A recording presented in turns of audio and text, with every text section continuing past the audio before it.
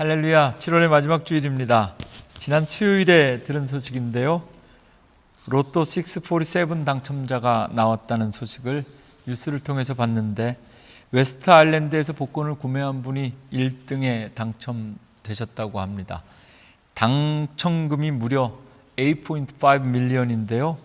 저희 교회도 웨스트 아일랜드에 사시는 분들이 좀 계십니다.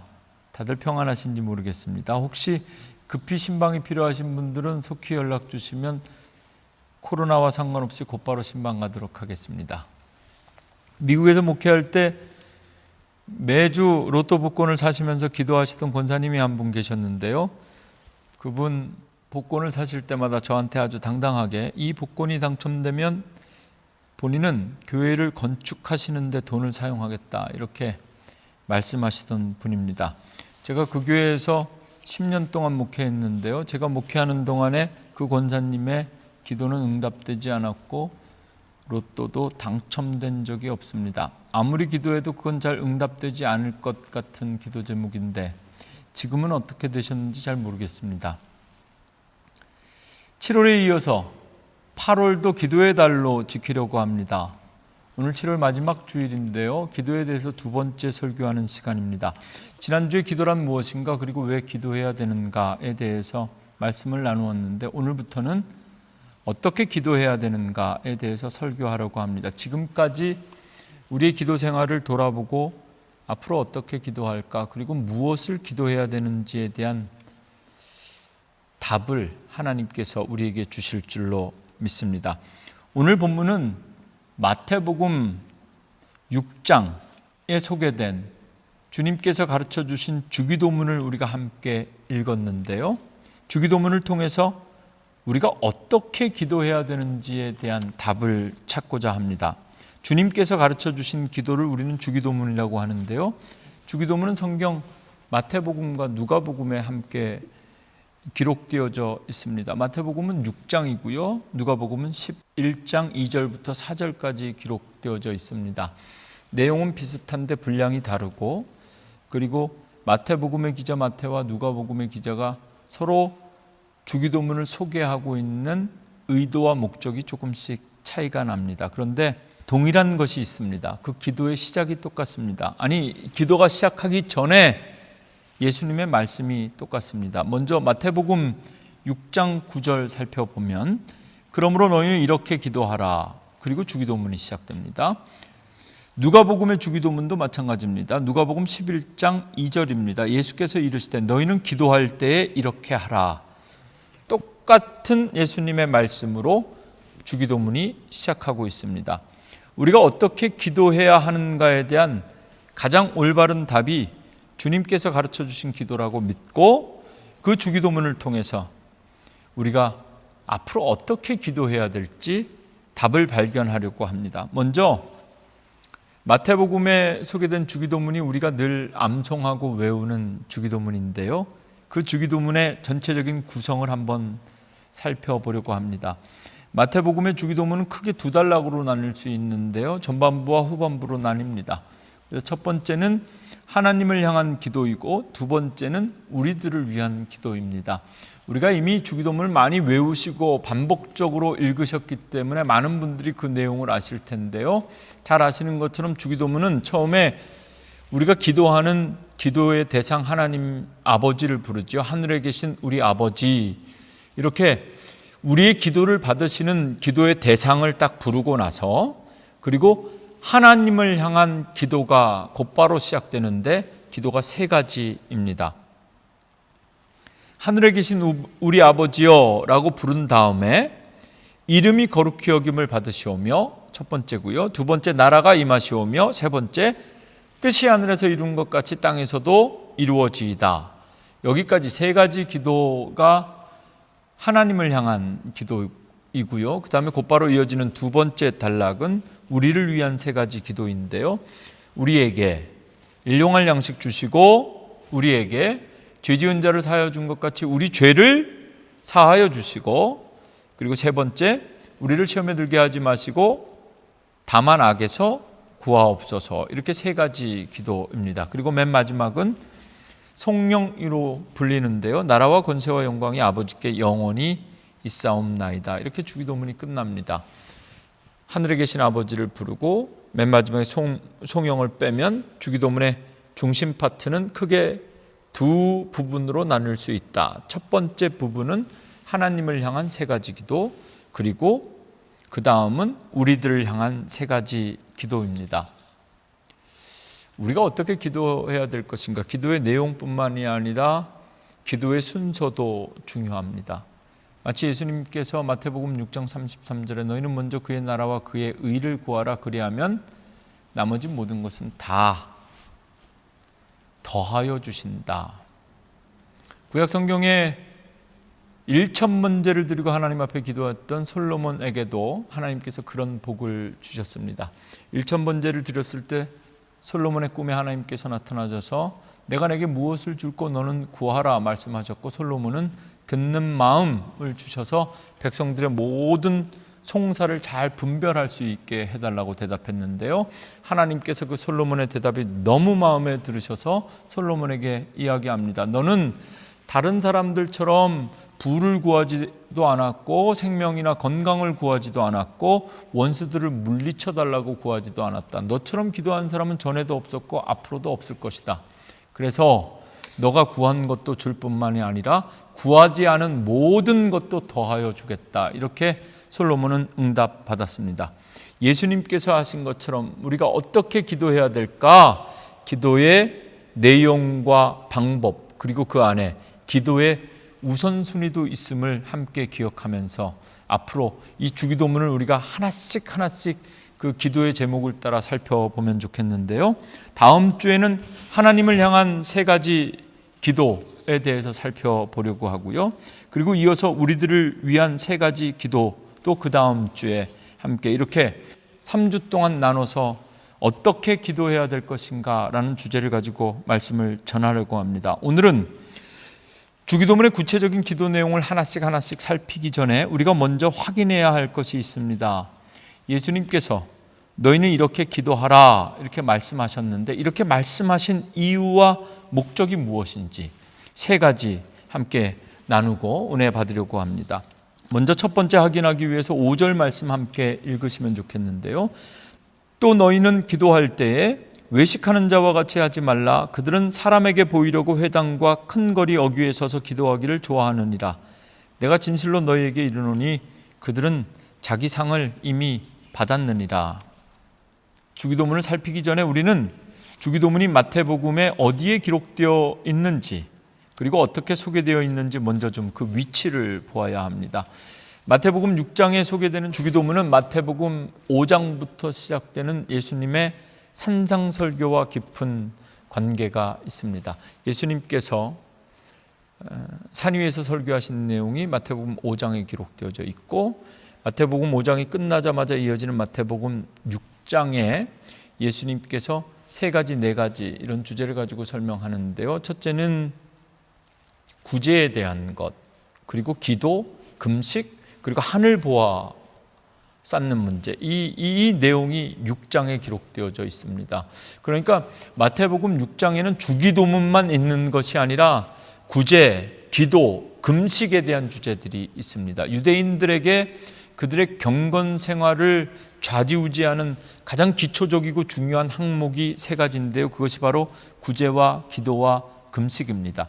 이 세 가지에 대해서 예수님께서 말씀하시면서 사람들에게 보이려고 구제하지 말아라, 사람들에게 보이려고 기도하지 말아라, 사람들에게 보이려고 금식하지 말아라, 이 말씀이 마태복음 6장이고, 그 중간에 사람들에게 보이려고 기도하지 말아라 라고 말씀하시면서 기도를 가르쳐 주신 겁니다. 그렇게 주기도문이 마태복음 6장에 소개되고 있습니다.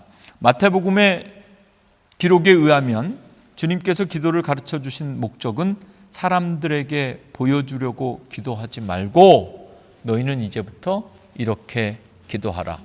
함께 읽은 5절부터 7절까지 모든 절들에 공통적으로 동일하게 나타나는 표현이 있는데요, 너희는 기도할 때에 라는 표현입니다. 너희는 기도할 때에 외식하는 자들 같이 하지 말고 너희는 기도할 때, 여기서 기도하다에 해당하는 헬라어 단어가 프로시코마이인데요, 이 헬라어 단어는 두 가지 단어가 합쳐진 겁니다.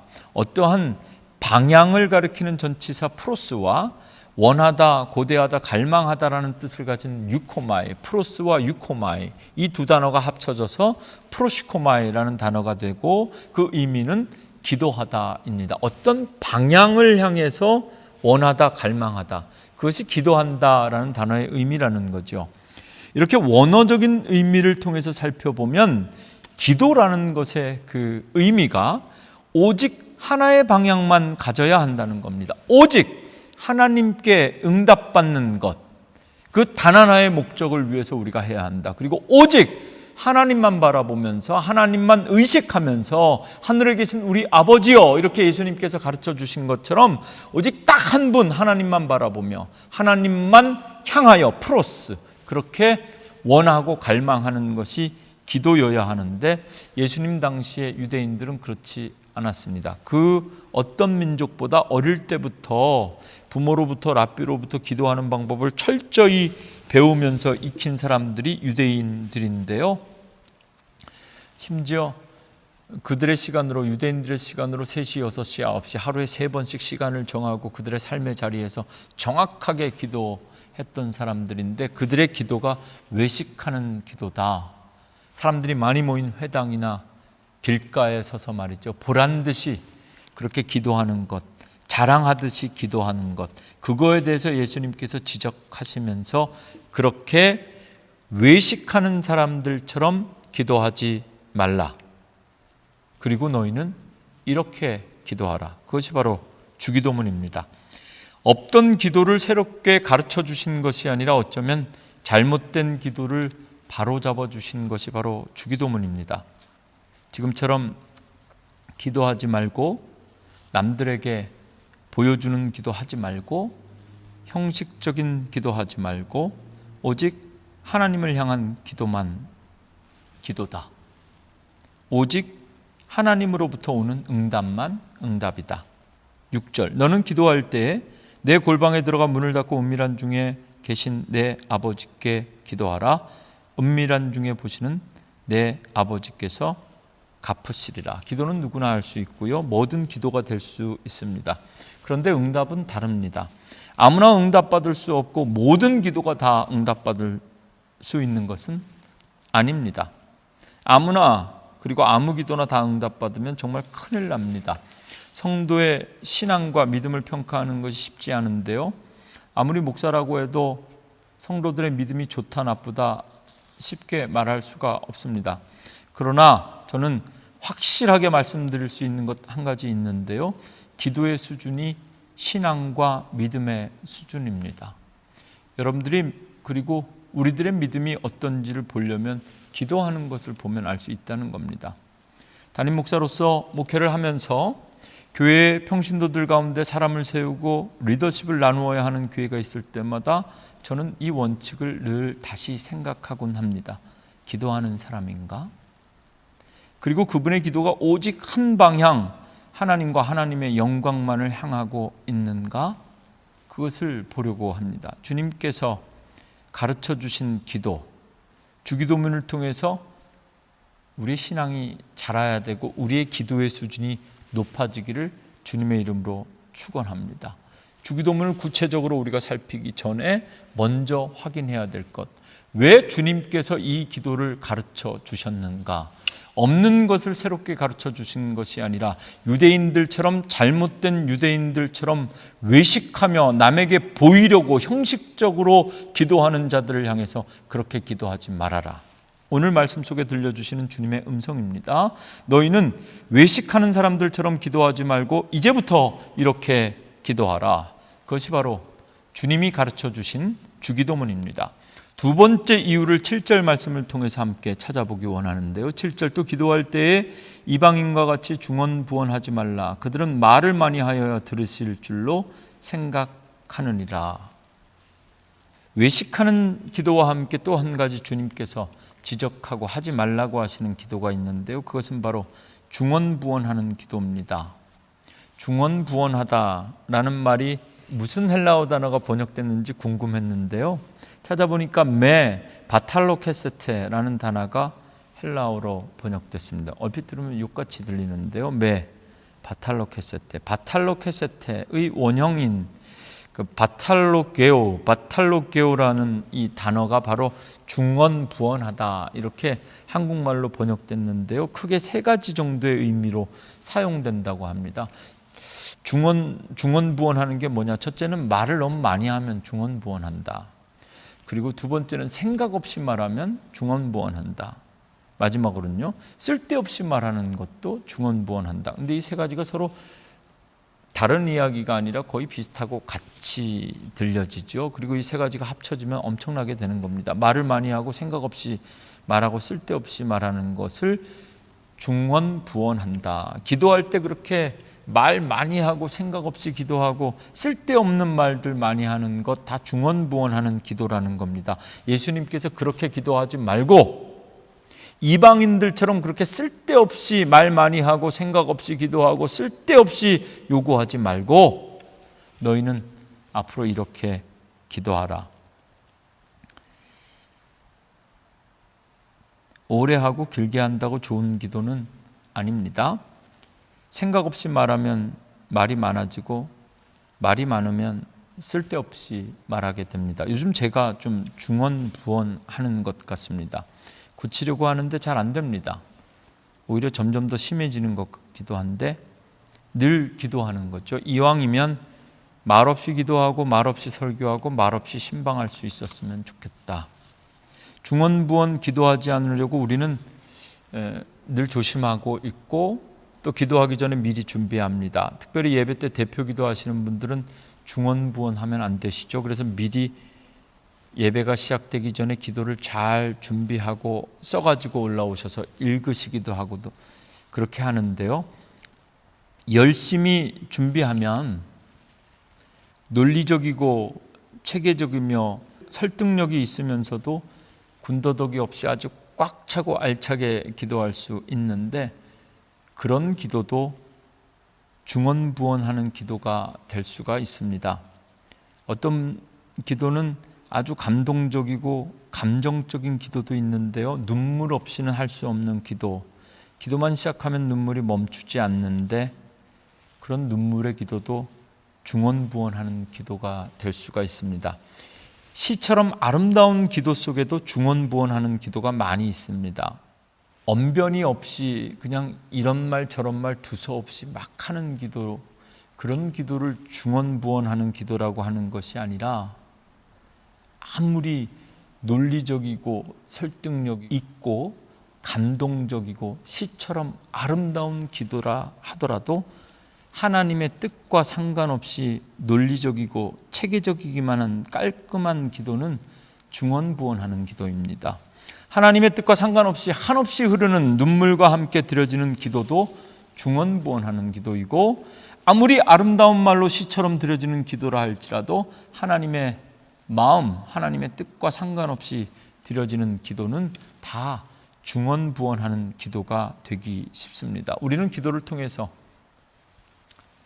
우리의 것을 아뢰는 것뿐만 아니라 하나님의 음성을 들을 수 있어야 합니다.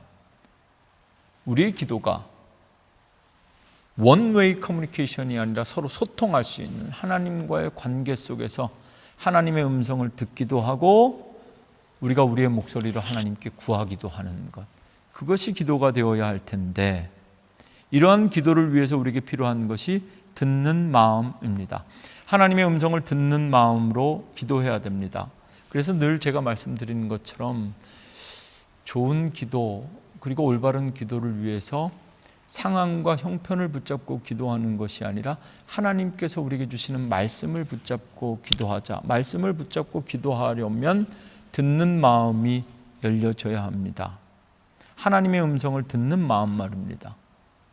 또한 이웃과 친척과 가족들을 위해서 중보하며 기도하려면 가족과 친구들의 음성을 듣는 마음, 그 마음이 있어야 기도할 수 있습니다. 교회를 위해서 기도할 때도 마찬가지입니다. 교회와 성도들의 음성을 듣는 마음으로 기도해야 합니다. 그 어떤 이야기도 들을 수 없는 닫힌 마음으로 드려진 모든 기도는 중언부언하는 기도가 되기 쉽습니다.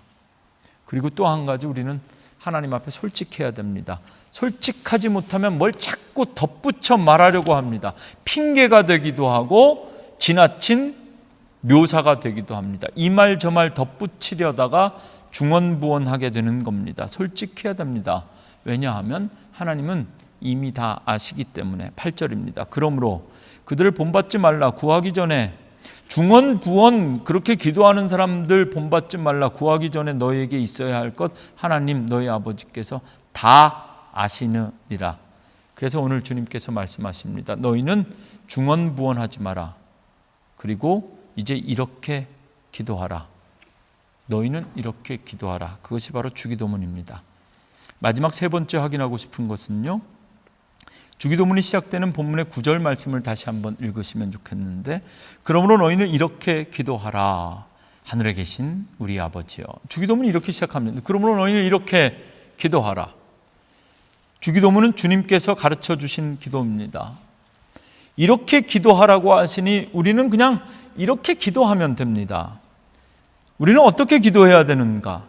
주님께서 가르쳐 주신 대로 주기도문으로 주기도문처럼 기도하면 됩니다. 주기도문은 올바른 기도의 모델이고 가장 안전하고 가장 완전한 기도라고 믿습니다. 주기도문을 통해서 우리는 기도를 배웁니다. 세 번째, 주기도문 하나하나씩 다음 주부터 살펴보기 전에 도전하고 생각해 보고 싶은 주제가 이겁니다. 기도를 배우자. 처음 교회 나오는 사람들이 가장 어려워하는 것이 기도입니다. 예배도 그냥 앉아서 드리면 되고요. 찬송도 적당히 따라 부르시면 됩니다. 예배 후에 친교는 뭐 특별히 배우지 않아도 누구든지 다 할 수 있는데요. 기도는 조금 다릅니다. 지금까지 다른 사람들 하는 거 보면서 교회 다니면서 눈치껏 자연스럽게 그렇게 배우시는 분들도 있는데, 기도도 제대로 배우셔야 합니다. 기도의 훈련이 필요하고 가르침이 필요하다는 겁니다. 그래서 예수님은 오늘 우리들에게, 제자들에게 너희는 이렇게 기도하라. 기도는 가르쳐야 하고 배워야 하고 훈련해야 되는 것임을 오늘 이 말씀을 통해서 우리에게 들려주고 계십니다. 마태복음과 달리 누가복음에 소개된 주기도문의 목적은 이것을 좀 더 명확하게 확인할 수 있는데요. 누가복음 11장 1절입니다. 예수께서 한 곳에서 기도하시고 마치심에 제자 중 하나가 여짜오되 주여, 요한이 자기 제자들에게 기도를 가르치신 것 같이 우리에게도 가르쳐 주옵소서. 마태복음 산상설교와 연관지어서 유대인들과 이방인들, 외식하는 사람들과 중언부언하는 사람들처럼 기도하지 말고 이렇게 기도하라 라고 예수님께서 직접 가르쳐 주신 기도라면, 똑같은 기도를 누가복음은 제자들이 먼저 예수님께 우리도 좀 기도를 가르쳐 주시옵소서, 세례 요한의 제자들이 세례 요한에게 배운 것처럼 우리도 예수님의 제자들이 예수님께 기도를 배우고 싶습니다, 이렇게 가르쳐 달라고 청원하는 겁니다. 모든 종교적 전통 속에 기도의 모습들이 있습니다. 종교들마다 자신들의 기도문이 있는 거고요. 기독교 전통에서도 다양한 기도의 전통들과 기도문들이 있습니다.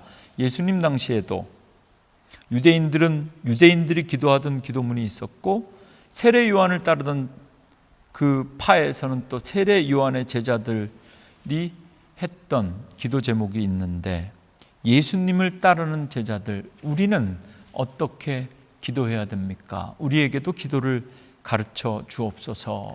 오늘 예배하는 우리도 주님 앞에 끊임없이 요구해야 됩니다. 주여, 우리의 기도를 가르쳐 주옵소서. 우리가 어떻게 기도해야 되는지 우리의 기도를 가르쳐 주옵소서. 우리 교회도 우리 교회 기도문이 있습니다. 2020년 시작하면서 130가지 기도 제목 책을 만들었는데요. 올해 우리가 어떻게 기도해야 됩니까? 그렇게 기도하면서 준비한 기도집이 바로 130가지 기도 제목입니다. 여러분, 7월과 8월 기도의 달을 맞이해서 어떻게 기도해야 될까? 특별히 여러분들에게 연초에 나눠드린 130가지 기도 제목을 통해서 요일별로, 그리고 주제별로, 그리고 맨 뒤에 송구영신 예배 때 제단에 드려진 성도들의 모든 기도 제목들을 함께 붙잡고 중보하며 기도하며 어떻게 기도해야 될지를 우리에게 알려주시는 주님의 직접적인 인도를 받으시는 여러분들 되시기를 주님의 이름으로 축원합니다. 우리는 오랜 신앙생활을 통해서 주기도문에 대해서 너무나도 익숙한데요. 사실 그 주기도문을 외우기만 너무 급급했지 주기도문의 내용을 하나씩 살펴보는 기회는 많지 않았던 것 같습니다. 그렇기 때문에 주님께서 가르쳐 주신 주기도문에 대해서 오해나 편견들을 좀 가지고 있습니다. 첫째는 주기도문은 배워야 할 기도가 아니라 교회 계속 다니려면 한 번쯤 외워두면 좋은 기도 정도로 생각하는 경향이 있고요. 또 하나는 목사님이 안 계실 때나 목사님이 하시는 축도를 대신해서 예배나 모임 끝날 때, 속회 같은 거 끝날 때 축도를 대신해서 사용하는 공동 기도문 정도로 그냥 여기는 경향이 있습니다. 성전 예배 때나 영상 예배 때나 똑같은 게 있는데요. 대표 기도하시는 분의 대표 기도가 끝나면 곧바로 주기도문송을 우리는 함께 부릅니다. 그것이 우리 교회 예배 순서인데요. 주님께서 가르쳐 주신 기도를 외우는 것처럼 그렇게 노래하는 것인데, 영상 예배를 준비하고 진행하면서 한번 그렇게 생각한 적이 있습니다. 대표 기도 후에 주기도문송을 빼고 다른 찬양을 넣어보면 어떨까 생각한 적이 있었고 전도사님들과 함께 상의한 적이 있었는데요. 매주 똑같은 주기도문송 찬양을 반복하다 보니까 형식적으로 부르게 되는 것 같아서 새로운 시도를 좀 한번 해볼까 생각해 본 것인데, 그때 미국에 있는 우리 아들 때문에 제 생각이 바뀌게 되었습니다. 아이들이 어른들과 함께 영상으로 예배드리는 것이 쉽지 않아서 매주일 부모님들, 지금도 옆에 앉아 있는 아이들이 이렇게 설교가 길어지고 끝날 때쯤 되면 집중력이 떨어지는데요. 그래서 어른들과 함께 예배 드리는 것이 쉽지가 않습니다. 집중하기가 아이들에겐 어려운데, 그런데 그 가운데에서도 매주 똑같은 찬양, 주기도문송이 계속 반복되니까 옆에서 장난하고 떠들고 집중하기 어려워할 것 같은 우리 아이들이 그래도 예배 중에 유일하게 따라 부를 수 있게 된 찬양, 그것이 바로 주기도문송이다 라는 것을 우리 아들을 통해서 제가 알게 되었습니다. 그래서 새로운 곡을 부르는 것을 포기하고 앞으로도 쭉 대표 기도 후에는 주기도문송을 넣어야 되겠다, 그렇게 결심했습니다. 오늘 주기도문에 대한 개요적인 설교를 준비하면서 인터넷에서 찾은 주기도문의 정신을 살려라 라는 글을 소개하면서 설교를 마치겠습니다. 하늘에 계신 이라 하지 마라. 세상 일에만 빠져 있으면서. 우리라고 하지 마라. 너 혼자만 생각하며 살아가면서. 아버지라고 부르지 마라. 아들, 딸로서 살지도 않으면서. 아버지의 이름이 거룩히 빛나시며 라고 하지 마라. 늘 자기 이름을 빛내기 위해 안간 힘을 쓰면서. 아버지의 나라가 오시며 라고 하지 마라. 물질 만능의 나라를 원하면서. 아버지의 뜻이 하늘에서와 같이 땅에서도 이루어지소서라고 하지 마라. 아버지의 뜻보다는 내 뜻대로 되기를 기도하면서. 오늘 저희에게 일용할 양식을 주시고 라고 하지 마라. 가난한 이들을 언제나 본체만체 하면서. 저희에게 잘못한 일을 저희가 용서하오니 저희 죄를 용서하시고 라고 기도하지 마라. 누구에겐가 아직도 앙심을 품고 있으면서. 저희를 유혹에 빠지지 않게 하시고 라고 하지 마라. 죄 지을 기회를 찾아다니면서. 악에서 구하소서라고 하지 마라. 악을 보고도 아무런 양심의 소리를 듣지 않으면서. 마지막입니다. 아멘이라고도 하지 마라. 주님의 기도를 진정 나의 기도로 바치지 않으면서. 기도 제목 나눠드리고 함께 기도할 텐데요. 주님, 우리에게도 기도를 가르쳐 주옵소서. 외식하는 기도, 중언부언하는 기도 하지 않게 하시고 주기도문을 통해 올바른 기도를 배우게 하시며 우리 입술의 모든 기도가 한 가지 방향, 오직 하나님께만 향하게 하옵소서. 함께 기도하겠습니다. 주여, 이 시간 오늘부터 30분 동안 우리가 어떻게 기도해야 될지 주님께서 우리들에게 가르쳐 주신 주기도문을 통해서 기도를 배우기를 바랍니다. 지금까지 우리가 했던 기도를 하시고 남들에게 보이려고 했던 의식하는 함께 중언부언 정말 하나님의 뜻에 배우게 하시고 지금까지 우리 모든 기도 생활을 점검하게 하여 주옵소서. 하나님, 기도는 훈련되어야 가르쳐야 하고 배워야 하고 따라하는 것도 중요하지만 하나님 우리가 어떻게 기도해야 되는지 주기도문을 통해서 가르치고 배우게 하여 주옵소서. 다음 주부터 하나님을 향한 세 가지 기도과 우리를 향한 세 가지 기도를 한 가지 기도를 다시 한번 하나님 주시는 도전, 그리고 하나님께서 직접 우리에게 가르쳐 주시는 기도와 방법과 내용을 통해서 깨닫고 실천하고 훈련되는 교회 되게 주시옵소서. 올바른 기도로 하늘문을 열며 하나님께서 주시는 응답으로 살아가는 교회와 성도들 되게 하여 주옵소서. 예수님의 이름으로 기도합니다. 아멘.